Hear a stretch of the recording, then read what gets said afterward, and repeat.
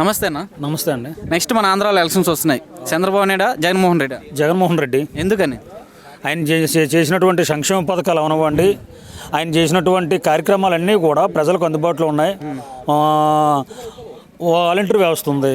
Voluntary వ్యవస్థ ద్వారా ఎంత లబ్ధి పొందుతున్నారు, వికలాంగులు అవనివ్వండి, ముసలిళ్ళు అవనివ్వండి, వితంతువులు అవనివ్వండి, వారింటికి వద్దకే పాలన.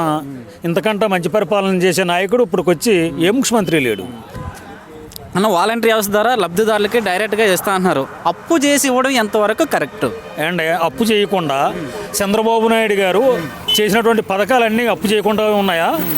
ఆయన అప్పు చేసే ఇచ్చాడు. ఆయన డెవలప్మెంట్ చేసి ఇస్తానంటున్నాడు. ఏం డెవలప్ చేశారు ఆయన? ఏం గ్రాఫిక్స్ చేశారు. అమరావతిలో గ్రాఫిక్స్ ఉన్నాయి, మేము వెళ్ళి చూస్తూ ఉంటాం. అక్కడ పొడి చేసేది ఏమీ లేదు. కాకపోతే అక్కడ కులపరంగా అక్కడ రియల్ ఎస్టేట్ జరిగింది. రియల్ ఎస్టేట్లో మన ఆంధ్ర బడ్జెట్కి బొక్కబడ్డది. అటు నిరుద్యోగ పరంగా చూసుకుంటే యువతకు ఉద్యోగాలు ఇవ్వలేదంటున్నారు జగన్మోహన్ రెడ్డి గారు. ఏంటంటే ఈ క్వశ్చన్ అడగడానికి మీకైనా కొంత ఉండాలండి. ఆడు ఎవడో చెప్పాడని కాదు, మీకైనా కొంత ఉండాలా.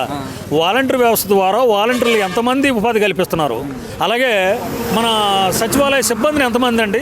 జనరల్గా ఆలోచించండి. ఇప్పుడు ఎన్ని ఉద్యోగాలు తీశాడు చంద్రబాబు నాయుడు గారు? ఉద్యోగాలు చెప్పానంటే ఆయన చెప్పేది ఏముంటుంది? ఎప్పుడో ఎక్కడ హైదరాబాద్లో ఈ ఐటీలు పెట్టి పంపించారంటున్నారు. ఐటీకి వెళ్ళడానికి కారణం వాళ్ళు రాజశేఖర రెడ్డి గారు అప్పుడు ఈ విద్యా వ్యవస్థ అంతా కూడా ఫ్రీ చేయడం వల్ల శుభ్రంగా చదువుకున్నారు, చదువుకున్న స్థాయికి వెళ్ళారు. ఓకే, ఇప్పుడైతే మనకి సిద్ధం సభలు అయితే జరుగుతున్నాయి. మొత్తం 4 అయితే సభలు పెట్టడం జరిగింది. ఒక సభకేమో 2 లక్షలు, ఒక సభకేమో 10 లక్షలు, ఒక సభకే 15 లక్షలు. రేపు ఇంకొక 5వ సభ పెడితే 25 లక్షలు అవుతారు. ఎలా సాధ్యం అవుతుంది?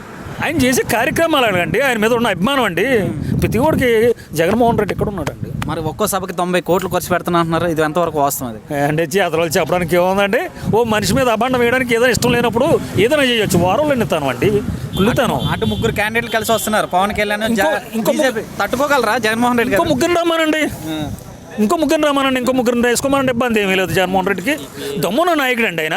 ఓకే, ఇప్పుడు టైమ్స్ నో సర్వే ఒకటి చూసాం మనకి. అవును, వైఎస్ఆర్కి వచ్చేసి 21 నుంచి 22 సీట్లు అన్నారు. అటు 3 కలిసినా 3 సీట్లు కేటాయిస్తున్నారు. ఏమండి ఇంకా సర్వేలో ఇంకో 6 వచ్చినా ఈ సర్వే అక్కడ ఇంకో 1-2 పెరుగుతుంది తప్ప తరిగి పొజిషన్ లేదండి. ఇప్పుడు ఉన్నటువంటి సిచ్యువేషన్ అలా ఉంది. ప్రజలు ఎంతలాగా అట్రాక్షన్ అవ్వడానికి జగన్మోహన్ రెడ్డి గారికి ముఖ్య కారణం ఏంటంటే ముందాకే చెప్పాను, ప్రజల వద్దకు పరిపాలనా విధానంలో. ఇప్పుడు ఉదాహరణకి మేము గతంలో చూసుకుంటే ఎంఆర్ఓ ఆఫీసుల చుట్టూ తిరిగేవారు, పనులు మానుకొని రోజులు తరబడి వాళ్ళ పనులు మానుకొని ఆర్థికంగా ఇబ్బంది పడి చేసేవారు.